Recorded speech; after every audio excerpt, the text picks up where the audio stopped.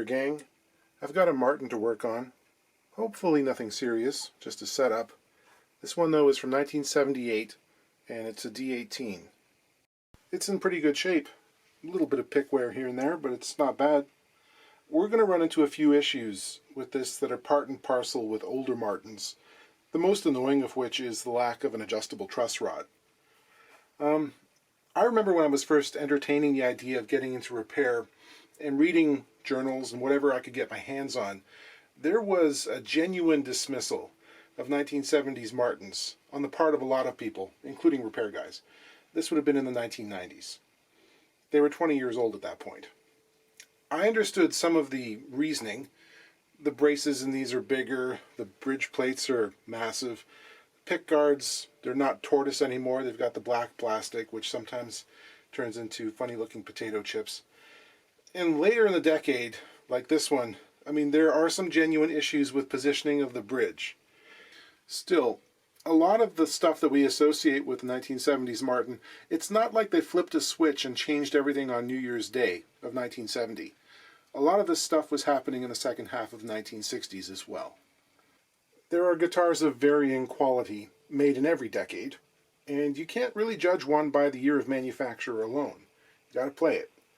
You know, there's some credence to the idea that guitars do improve with age as well. If they've been kept in good condition and not abused, if they're played regularly, odds are that they're going to sound better than a brand new guitar. The action on this is high, except in rare cases. A 45-year-old Martin, it's just going to have high action usually, unless it's had a neck reset. So we're looking at 9/64ths on the bass side. It's about 3.5 millimeters. On the treble, it's 7/64ths, which is about 2.8 millimeters. That's higher than most people would like to play. This is another guitar that seems to be holding on to its factory original setup. The height of this saddle doesn't seem to have been cut down. It's about 3/32 of an inch above the surface of the bridge, which is 2.4 millimeters. That's pretty standard. Usually a Martin saddle like this can be lowered to about 1/16, 1.5, 1.6 millimeters exposure. That depends on some factors, including how much forward roll the bridge exhibits. This one looks like it's in pretty good shape. There's not a whole lot of bellying back here. If I do that and remove 1/32 of an inch from the height of this saddle, I will be lowering the action by half that figure. It'll be 1/64th of an inch lower. That will give us some improvement, but it will still be very stiff to play. Most Martins, when they're new, have an action in the range of 6/64ths of an inch, slightly lower for the treble side. Without a neck reset on this guitar, it might be difficult to achieve that. In the mid-80s, Martin finally introduced the adjustable truss rod, something other companies had been employing for decades at that point. I think there was a corporate culture that really held on to the idea that, a mythology that they believed, that the standard of their workmanship at Martin was so good they would never need a neck reset. That sounds crazy, but if you say it enough times you might believe it. It's a very conservative kind of thing they had going on, which they got away with in the days when there weren't very many repair people around. You know, they had that much vaunted lifetime guarantee. People were sending them back with high action, and the Martin repair department was doing some really crazy things in order to get away with not doing a neck reset. Like they would pull off the fingerboard and put on a new one that was tapered so that it was much thinner at the nut end and, you know, a full 3/8 of an inch up around the body joint. So at a certain point, repair people showed up and said, hey, you know what, you can't get away with this. We know what you're doing. We find ways that are better. So Martin said, okay, yeah, we'll put the truss rod in. Now the bowed neck increases the action, but it also slightly shortens the string length too a little bit, because this end of the fingerboard is being pulled towards the body. It's shortening. So at that point, the mathematically rigorous fret placement kind of goes out the window. And these two things in conjunction can lead to some really funky intervals, because we have to stretch the string down a long way because the action's too high. The strings are going sharper and sharper until they finally contact the fret, which in itself might be too close to the bridge. And on a Martin made in the late 70s, that bridge itself might not be in the right place. So you know, let's have a quick look at the intonation. Here's the high E. Played open, it's in tune. Played at the 12th fret. Substantially sharp.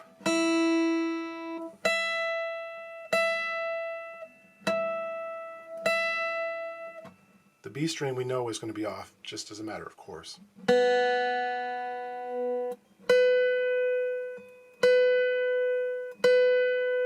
Ouch. Let's try the A.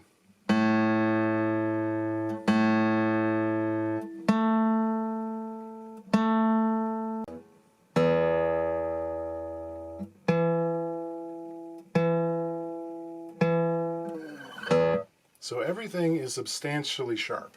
Now despite that though, it's got a good voice and it sounds really nice.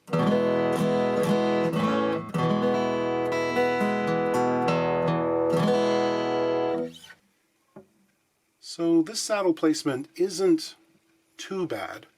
At this point it's like there's no extra compensation to the string length here. So the bridge itself is not in a bad place. I've seen them off as much as like 1/4 of an inch or 6 millimeters from where they should have been.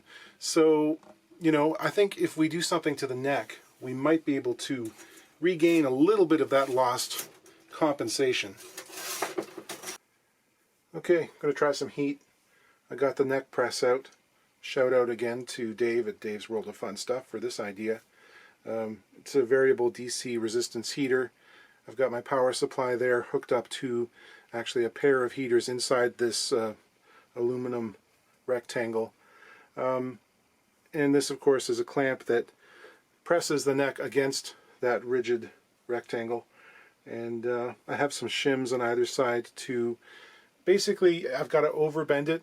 If I want it to come back to straight or just a little bit of relief, I'm going to have to push it in the opposite direction because these things are ornery. I have a video about making and using this thing, which I'll try to link in the description. Okay, this was given 2 45-minute cycles of heat and then left to cool down overnight while it was clamped up. I put a straight edge on it without the strings, and it actually had a slight amount of back bow after all that. With the string tension on, it pulled forward to about 3/1000ths worth of relief, which is great. I expect that might widen a little bit as it settles in. And the string action at the 12th fret came down a full 1/64 of an inch. So it's now 8/64ths on the bass side, 6 on the treble, which is moving in the right direction. I think that reducing the saddle height now will have a more noticeable effect. This stuff with heat treating the neck is, well, there's a certain amount of sorcery involved. I've learned that trying to be rigorously mathematical in terms of calculating things like the shim height and the amount of back bow you're putting into the neck really doesn't work that well, because two similar necks will exhibit very different results after having the identical heating regimen. So it's the kind of thing you want to sneak up on it and realize that it might take a few tries. What about shaving the bridge? Someone's going to say. Is it okay to do that? Because I've shown it a couple of times. In the big picture, if it's your guitar, you can do whatever you want to it, or have me do it for you, and taking a 30-second off the top might help.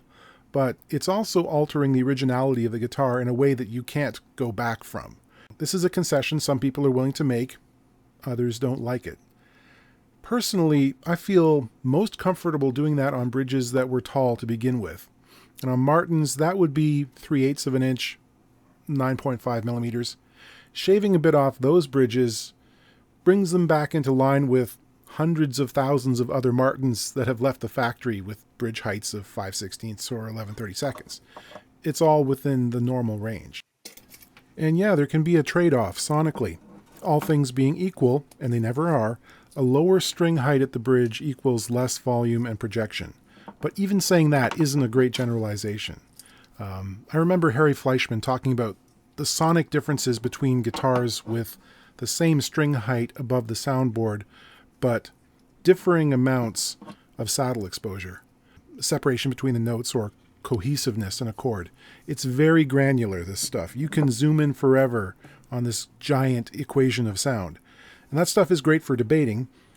On my end of things, people want their guitar to be easier to play. Oftentimes they've waited and waited until it is absolutely not working for them and they need some relief. If you come to me and say, I love the way this guitar sounds and I don't want it to change, it has to sound exactly the same when we're done, the only responsible answer is don't make any changes. Keep it exactly the way it is. If the action's too stiff, well, you're going to have to learn to live with it, because we know all of these tiny little quantitative alterations can add up to a discernible qualitative difference in sound.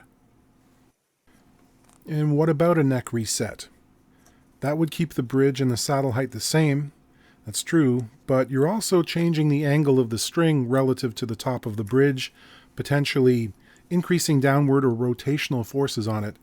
Plus, the physical connection between the neck and the body will not be identical when we're done. Most people will be happy with, or at least unable to perceive, these small sonic differences. There are others who might find them objectionable. So this trepidation a lot of players have about messing with this stuff does have some grounds, especially if they're ultra sensitive. There are some people out there who have hearing which is, frankly, almost detrimental to their cause as a musician, because they can perceive things that no one else can, and if no one else can hear it, it's really hard to work with it. There we have it. That's still a functional saddle. It's about as low as you would want to go. Polishing, polishing, polishing. Stringing. For repair work where there's always the remote possibility that you're going to have to take the strings out of the bridge again, simple stringing is easiest. People have preferences, sometimes in-depth theories. I don't do fancy locking knots. I just put one turn above and one or two below.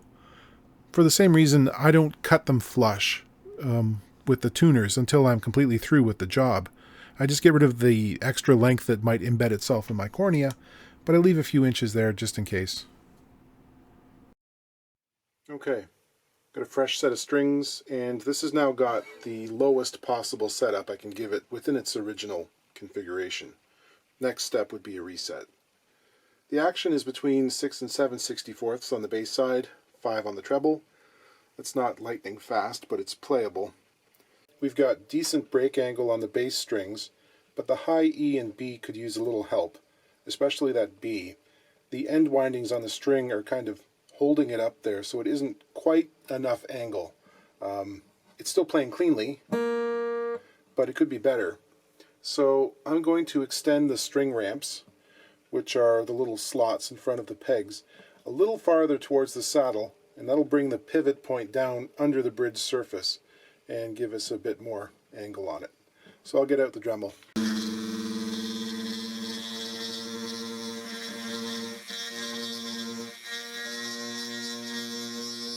And what did this all do to the intonation?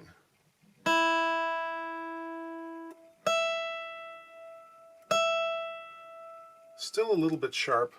It's about half what it was though, which is good. The only way I'd get it perfect would be surgery, cutting and plugging and making a new saddle. It's better that it's sharp than flat when it comes to intonation. Your mind, some kind of psychoacoustic effect, will abide sharp notes better than it will flat. Flat sticks out like a sore thumb, sharp is okay.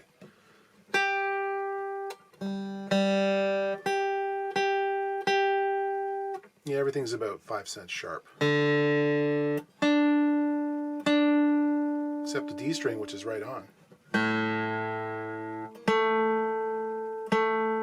Let's play it.